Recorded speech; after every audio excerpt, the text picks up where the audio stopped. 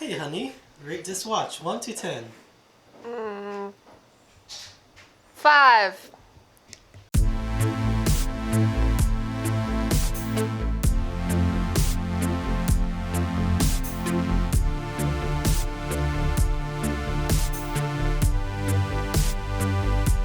Hello everybody, welcome to Phil and Watches. I'm Phil, and today we're going to be talking about the Rolex Oyster Day reference 115200.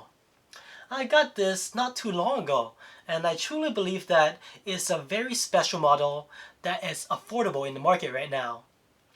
And when we talk about Rolex, we often just focus on the Sub, on the GMT Master, or the Explorer, all the sports models. But the vintage models tend to get overlooked and forgotten. In my opinion, this is where the value of Rolex truly lies. They're available in the secondary market, and you don't have to wait. So this Oyster Perpetual Day reference with the blue dial is what Anthony Bourdain wore and was auctioned off after he died. So it makes this watch all the more special. It has all the elements of a modern Rolex that you would want. It has a 34mm case, a sapphire crystal, a blue sunburst dial that is still in use in today's Rolexes, a caliber 3135 with a date complication, and a 48 hours of power reserve. This is also a very robust movement. It can last 2 full days without winding. The first position is to wind the watch, and it feels very smooth despite the old age. The second is to change the date, and the date change from midnight is instant, so you don't have to wait for 9 o'clock to 12 o'clock to see the change happen.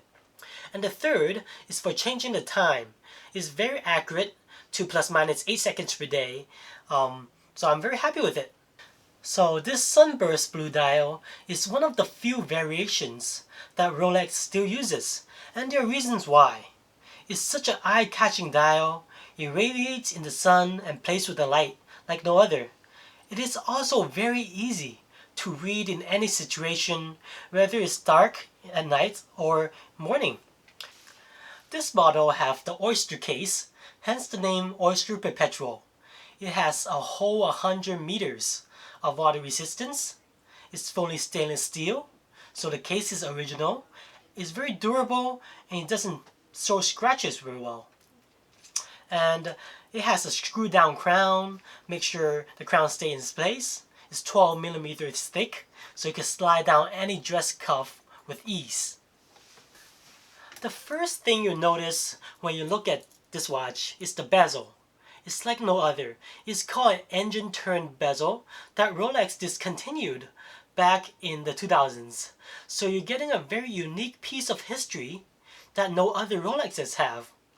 It is also very eye-catching and reflects the light in every situation. In addition, it has the classic Rolex stick hands, which is very legible. It also has applied indices that are raised up so it catches the light as well.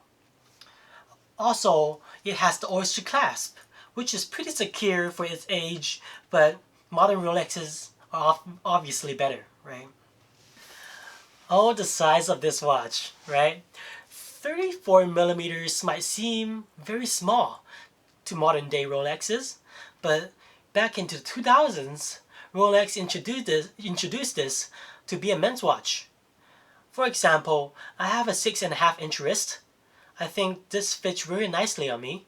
And compared to my Oyster Perpetual 39, there are some differences that you could see, but overall, it's generally a nice fit and finish. So if you used to wear about 36mm watches, I think it fits a lot like a 36 millimeters. For example, my XKX013. I also feel just more classy when I wear smaller watches. It brings me back to a time where not everyone wants to show off their watch by being bigger, right? So this watch is priced under 4,000 US dollars.